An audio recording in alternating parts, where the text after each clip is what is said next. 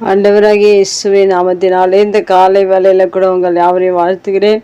கர்த்தர் உங்களை ஆசீர்வதிப்பாராக. இந்த நாளிலே கூட சங்கீதம் 71:6 கூட வாசித்து தியானிக்கலாம். நான் கற்பத்தில் உற்பவித்தது முதல் உம்மால் ஆதரிக்கப்பட்டேன். என் தாயின் வயிற்றிலிருந்து என்னை எடுத்தவர் நீரே, உம்மையே நான் எப்போதும் துதிப்பேன்.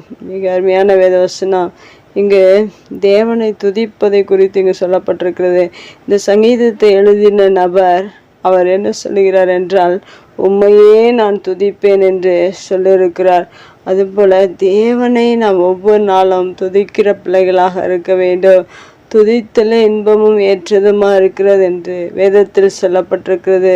நாம் துதிக்கும் போது நம்முடைய வாழ்க்கையில அநேக ஆசீர்வாதங்களை நம்முடைய வாழ்க்கையில் தேவன் கொடுக்கிறவராக இருக்கிற இந்த வேத வசனத்தில் கூட முதல் வார்த்தை, நான் கற்பத்தில் உற்பவித்தது முதல் உம்மால் ஆதரிக்கப்பட்டேன் என்று ஆதரவு தேவன் கொடுக்கிறவராக இருக்கிறார். எப்பொழுதென்றால் நாம் கற்பத்தில் உற்பவித்தது முதல் என்று சொல்லப்பட்டிருக்கிறது. அந்த நாளை யாரும் அறிய முடியாது. ஆனால் தேவன் அதை அறிந்து அந்த தாயின் கருவில குழந்தை வளரும்போது கூட தேவன் நம்மை ஆதரிக்கிறவராக இருக்கிறார். நாம் இன்றைக்கு இதை அறியாதபடிக்கு அநேக சூழ்நிலைகள், வேதனைகள், கஷ்டங்கள், துன்பங்கள், கண்ணீர்கள் வரும்போது நம்முடைய வாழ்க்கையில் யாரும் என்னை ஆதரிக்க ஒருவரும் இல்லை என்று பல நேரங்களில் நீங்கள் வேதனைப்பட்டிருக்கலாம். ஆனால் வேதவசனம் என்ன சொல்லுகிறது என்றால், நான் கற்பத்தில் உற்பவித்தது முதல் என்று சொல்லப்பட்டிருக்கிறது.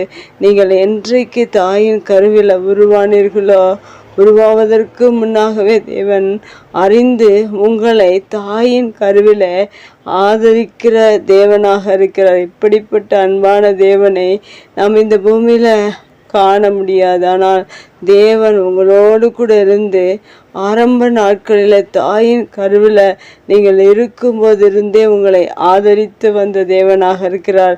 அடுத்ததாக சொல்லப்பட்டிருக்கிறது, என் தாயின் வயிற்றிலிருந்து என்னை எடுத்தவர் நீரே.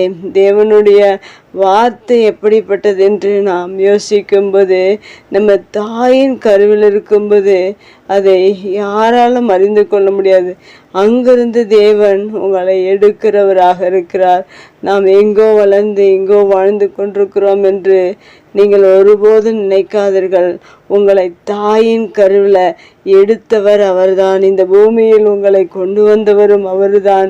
உங்களை நடத்துகிறவர், உங்களை ஆதரிக்கிறவர், உங்களை பாதுகாக்கிறவர். நாம் சொல்லிக்கொண்டே போகலாம். தேவனுடைய அன்பு அப்படிப்பட்டது.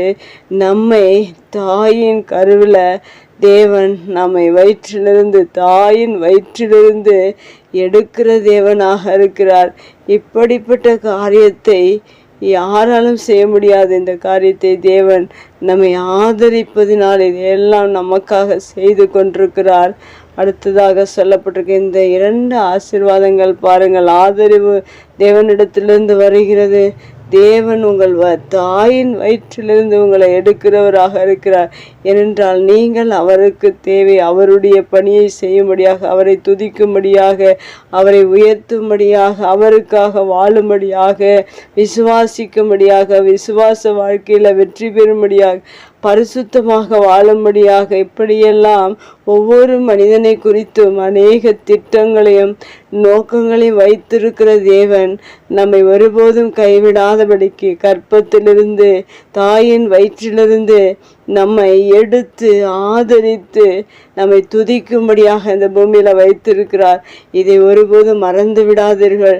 நீங்கள் துதிப்பதற்காகவே பிறந்தவர்கள். அதற்காக தான் உங்கள் தாயின் வயிற்றிலிருந்து அவர் உங்களை எடுத்து இந்த பூமியில வைத்திருக்கிறார். உங்கள் தாயின் கற்பத்தில் உற்பவித்தது முதல் அவரால் ஆதரிக்கப்பட்டு வளர்ந்திருக்கிறீர்கள். இதை நாம் தாயின் அன்பை காட்டிலும் இது மேலான அன்பு. தாய் பெற்றெடுத்த பிறகு, தாயின் கருவில் உருவாகும் போது அவர்கள் பார்த்து கொள்வார்கள். ஆனால் தாயின் கருவில் இருக்கும்போதே தேவன் நம்மை நேசித்து, நம்மை ஆதரவு கொடுத்து, நம்மை எடுத்து வளர்க்கிறவராக இருக்கிறார். இந்த அன்பு மேலானது. ஒருபோது இந்த அன்பை விட்டு விலகி விடாதீர்கள். தொடர்ந்து அவரை நேசிப்போம். தாயின் அன்பை தேவனிடத்தில் நாம் பெற்றுக்கொள்வோம். கர்த்தர் நம்மை ஆசீர்வதிப்பாராக. கண்களை மூடி ஜெபிக்கலாங்கள். அன்பு தகப்பனே, இந்த அருமையான வார்த்தையின் பிரகாரம் எங்களை எடுத்து எங்களை ஆண்டவரே நிலைநிறுத்தி வைத்திருக்கிறதற்காக நன்றி செலுத்துகிறோம். எங்களை ஆதரிக்கிறதற்காக நன்றி செலுத்துகிறோம். உங்கள் அன்பு மேலானது, உங்கள் இரக்கம் மேலானது. இந்த அன்பை ஆண்டவரே நீர் ஒவ்வொருவருக்கும் ஒவ்வொரு நாளும் பகிர்ந்து கொடுத்து கொண்டிருக்கிறதற்காக நன்றி. ஒவ்வொரு நாளிலும் எங்களை ஆண்டவரே தாயை போல நடத்துகிற தேவன், தாயை போல நேசிக்கிற தேவன்.